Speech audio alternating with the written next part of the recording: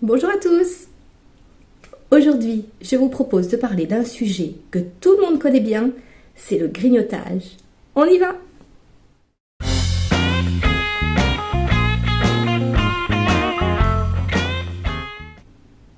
Vous êtes très nombreux en consultation à me demander comment arrêter de grignoter.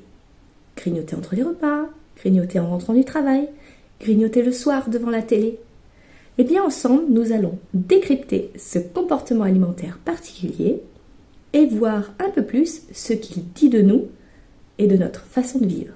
Il est essentiel de distinguer le besoin de manger avec l'envie de manger.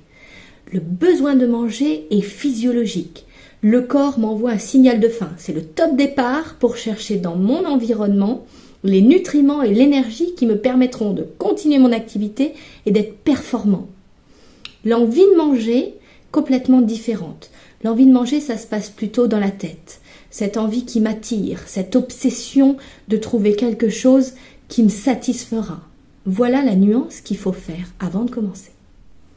Quand j'ai envie de manger, je n'ai pas de sensation alimentaire, je n'ai pas de sensation de faim. Tout se passe d'un point de vue psychologique, d'un point de vue émotionnel. Qu'est-ce qui me donne envie de manger ? Il y a plein d'explications qui pourraient répondre à cette envie de manger dans notre histoire de vie. Aujourd'hui, je vais vous apporter une réponse qui, je pense, va aider pas mal d'entre vous. On a, au fil de la journée, une jauge de plaisir, de bonheur à remplir. Parce que le bonheur, c'est l'essence de notre vie. L'être humain est à la recherche de ce plaisir constant. Quand notre jauge n'est pas remplie, c'est-à-dire que dans la vie, on ne fait pas toujours ce qu'on veut. On va au travail, on a des contrariétés, on a des émotions, on a des contraintes. Et cette jauge de plaisir n'est pas forcément remplie. On n'a pas rigolé dans la journée, on n'a pas eu un moment pour soi, on n'a pas pu dire ce qu'on pensait. Comme ça, on arrive à avoir une frustration de plaisir. Alors quand on rentre chez soi et qu'on a cette jauge de plaisir qui n'est pas remplie, eh bien on va chercher quelque chose justement pour venir la combler. Et l'alimentation, la nutrition, la boisson s'avère être un plaisir facile, un plaisir rapide. Alors c'est vrai que manger un gâteau, manger un bonbon, eh bien ça va vous procurer ce petit moment de plaisir, cet petit instant pour vous. Bien sûr, après, on peut se retrouver avec de la culpabilité, quelque chose qui vient gâcher notre bonheur. Mais sur le moment même, on vient remplir cette jauge. Et c'est ça qu'on va rechercher quand on mange.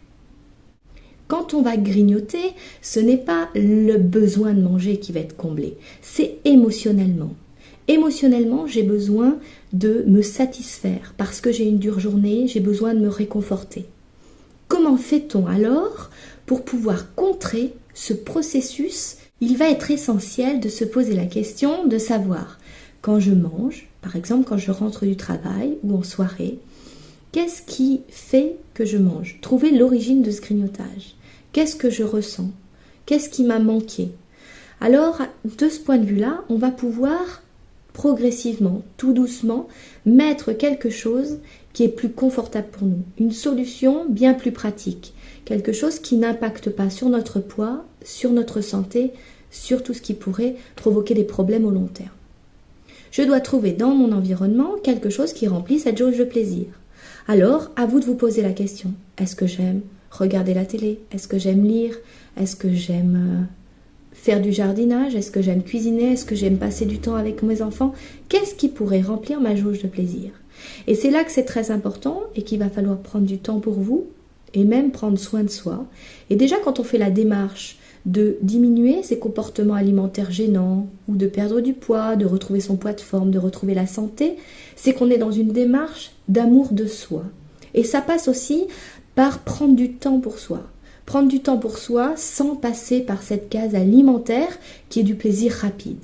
Qu'est-ce que je pourrais faire au quotidien? Qu'est-ce que je pourrais mettre en place pour me faire plaisir? On ne va pas supprimer le grignotage sans avoir au préalable rempli sa jauge de bonheur et de plaisir par d'autres activités. Sinon, on risque d'entraîner simplement de la frustration, de la restriction et au long terme des compulsions alimentaires. Ce n'est pas du tout l'objectif ici.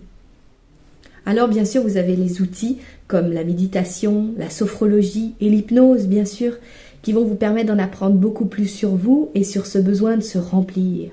Cherchez ce réconfort en fin de journée, voir ce qui s'est passé sur votre journée, voir ce qui se passe dans votre vie qui n'est pas satisfait. Je vous invite vraiment à faire ce travail, c'est ce qui vous permettra de supprimer durablement ce comportement alimentaire qui effectivement peut vous faire prendre du poids ou même vous faire culpabiliser et avoir ce sentiment de mal-être persistant jour après jour.